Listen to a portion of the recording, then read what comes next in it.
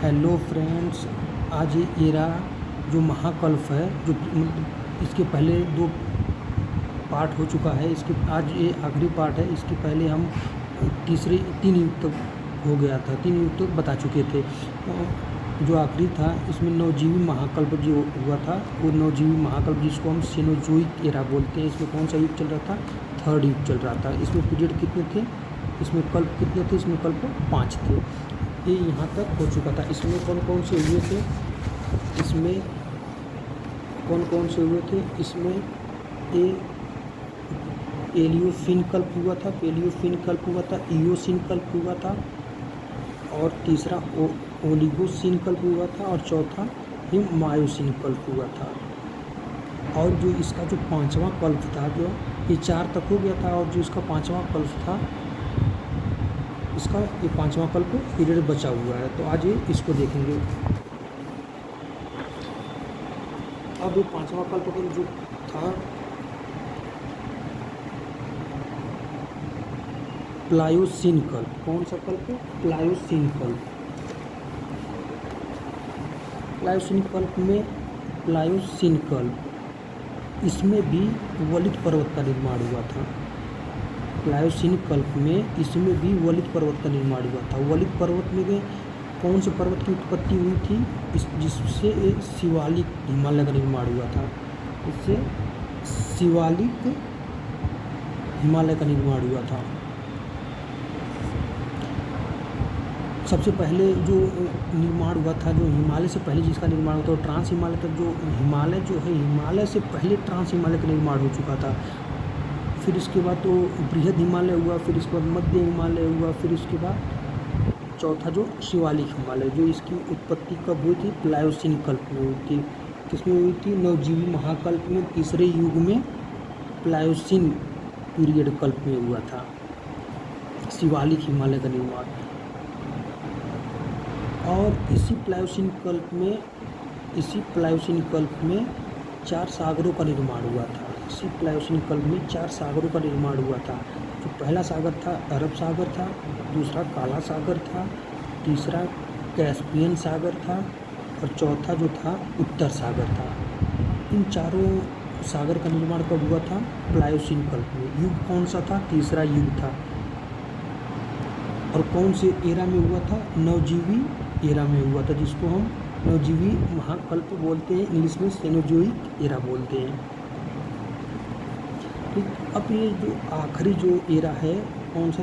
5वां, जिसका भाग जो 5वां है, जो पार्ट 5वां है, इसका जो आखिरी एरा है, वो नूतन परजीवी महाकल्प है, जिसको हम नियोजोइक एरा बोलते हैं। क्या बोलते हैं? नियोजोइक एरा बोलते हैं। हिंदी में नूतन परजीवी महाकल्प बोलते हैं। इसमें कौन सा युग था? इसमें चतुर्थ युग स्टार्ट हो गया था। इसमें कौन सा युग स्टार्ट हो गया था? इसमें चतुर्थ युग स्टार्ट हो गया था। इसमें कल्प कितने थे? इसमें पीरियड कितने थे? इसमें पीरियड कितने थे? 2 थे। इसमें कितने थे? इसमें कल्प कितने थे? 2 थे। इसी आधुनिक कल्प को, मतलब इसी नूतन परजीवी महाकल्प को, इसी नूतन परजीवी महाकल्प जिसको नियोजोइक बोलते हैं, इसको ही हम आधुनिक कल्प या काल इसी युग को कहा जाता है। जो सबसे मतलब नवीनतम, जिसको हम एक तरफ से मान लो नवीनतम ही बोलेंगे, जिसको सबसे नवीनतम आधुनिक कल्प था, जो सबसे पूरा नया कल्प था, महाकल्प था, वो नूतन परजीवी महाकल्प था।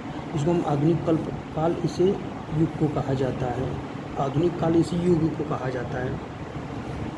और इसमें देखिए कितने पीरियड थे। इसमें पीरियड कितने, काल कितने थे, कल्प कितने थे? इसमें कल्प 2 थे।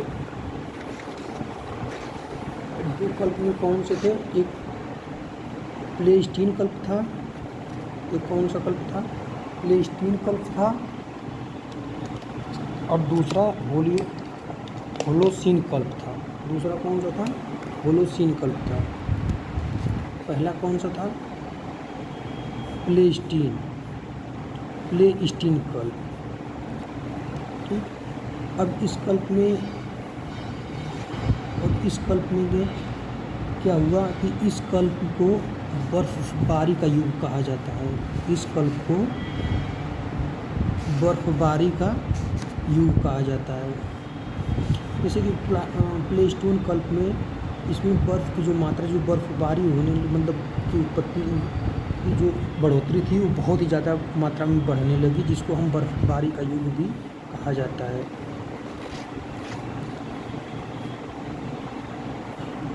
जिससे बहुत ही ज़्यादा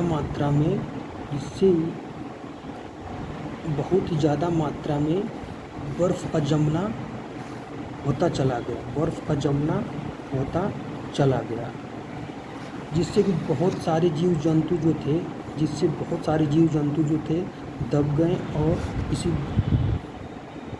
दब कर मर गए। जब धीरे धीरे जो बर्फ़ की उत्पत्ति, जो बर्फ़ का जमना होता चला गया, बहुत ही ज़्यादा मात्रा में, अधिकतम मात्रा में बर्फ़ का जमना स्टार्ट हो गया, तो उसके नीचे जितने भी थे जीव जंतु, पशु पक्षी थे, वो सारे दबकर मर गए। कौन से कल्प में? प्लेस्टीन कल्प में। कौन से कल्प में? प्लेस्टीन कल्प में। अब इसके बाद दूसरा कौन सा था? होलोसीन कल्प। दूसरा कौन सा था? होलोसीन कल्प।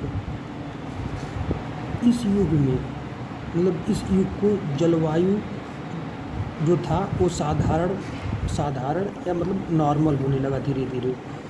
होलोसीन कल्प में इस कल्प में जो जलवायु था वो धीरे धीरे मतलब साधारण नॉर्मल होने लगा था। और जो पैंजिया था, कौन सा था? जो पैंजिया था ये 7 भागों में टूट गया था। जो पैंजिया था वो 7 भागों में टूट गया। और वर्तमान में विश्व का निर्माण हो गया था। वर्तमान में विश्व का, जब ये पैंजिया 7 भागों में टूटा, तो ये वर्तमान विश्व का निर्माण हो गया था। इसको हम इसके बाद होलोसीन के बाद जो होलोसीन कल्प था,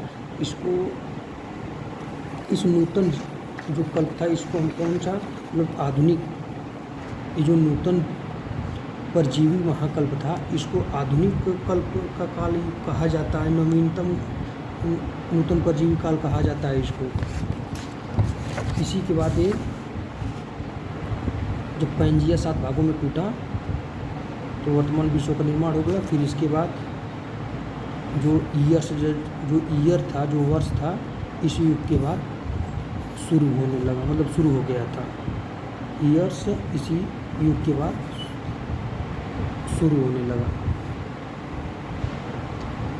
अब ये जितना भी एरा था, जो जितने भी एरा महाकल्प थे, जो पृथ्वी की उत्पत्ति कैसे हुई थी और उसके बाद कब हिमालय का निर्माण हुआ, कौन सबसे पुराना पर्वत था, कौन सबसे नवीनतम पर्वत था, फिर कैसे इसमें दक्कन ट्रैप का निर्माण हुआ, कब डायनासोर की प्रजाति देखी गई, सारे इसमें मतलब नूतन का जो मतलब एरा महाकल्प था ये सारा कंप्लीट हो गया।